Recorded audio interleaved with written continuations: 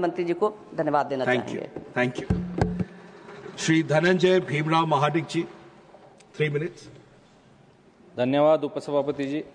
आपने मुझे the national sports governance bill 2025 और the national anti doping amendment bill 2025 पर बोलने का मौका दिया। मैं हमारे विजनरी प्रधानमंत्री आदरणीय मोदी जी का, हमारे खेल मंत्री मनसुख भाई मांडविया जी का और हमारे राज्य के खेल मंत्री रक्षा खड़से जी का अभिनंदन करता हूं कि ये विधेयक लेके आए। सर, 2014 के बाद हमारे देश में खेल की स्थिति में बहुत सुधार आया है। हमारे प्रधानमंत्री जी के लीडरशिप में जो नीतियां बनी हैं उससे निश्चित ही हमारे देश में ओलंपिक के मेडल्स तो बढ़े हैं, लेकिन और व्यापक काम खिलाड़ियों के लिए करने की ज़रूरत है।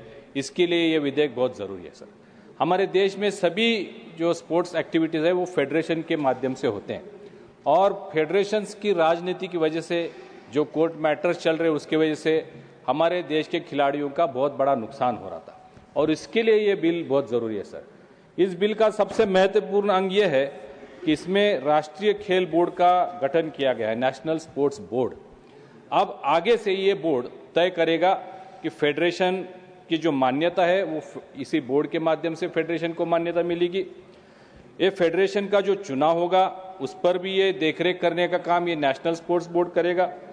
इसमें धन का कोई अगर दुरुपयोग हो रहा है, कोई घोटाले हो रहे, तो उस पर भी नियंत्रण करना, उसका आचरण करना, उसकी जांच करना, ये भी काम ये नेशनल स्पोर्ट्स बोर्ड करेगा। एक आदर्श आचार संहिता लागू करने का काम ये बोर्ड के माध्यम से होगा, जिससे खिलाड़ियों का जो उत्पीड़न है उसमें कमी आएगी।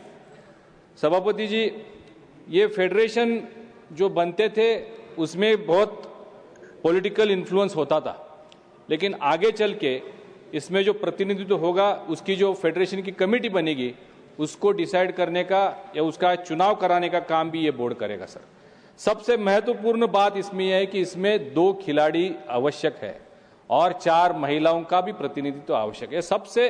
ये बिल का सबसे इंपॉर्टेंट बात यही है। सर, इसके पहले कभी खिलाड़ी जिसने कभी हाथ में बैट नहीं पकड़ी वो क्रिकेट बोर्ड का चेयरमैन होता था, जो कभी ग्राउंड में नहीं गया वो कबड्डी का चेयरमैन होता था, जो कभी पानी में नहीं उतरा वो स्विमिंग का चेयरमैन बन जाता था।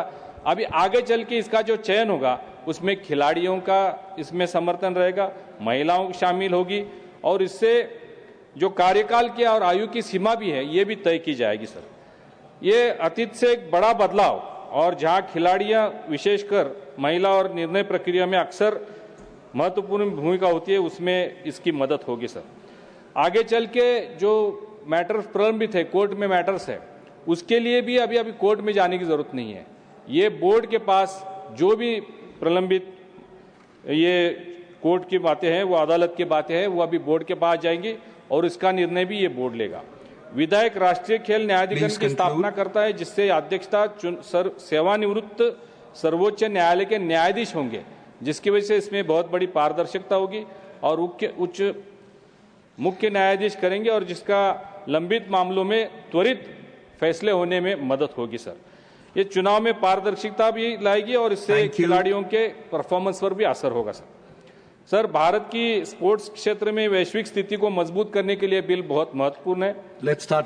सर, मैं आधा मिनट लूंगा। सर, भारत में 2036 ओलंपिक की बोली लगाने के और अन्य बड़े आयोजनों की मेजबानी की तैयारी कर रहा है। इससे यह विधेयक हमारे खेल शासन को वैश्विक मानकों और ओलंपिक चार्टर के अनुरूप लाता है। सर, मैं समय समाप्त हो रहा है, मैं एक रिक्वेस्ट माननीय मंत्री जी को करना चाहूँगा।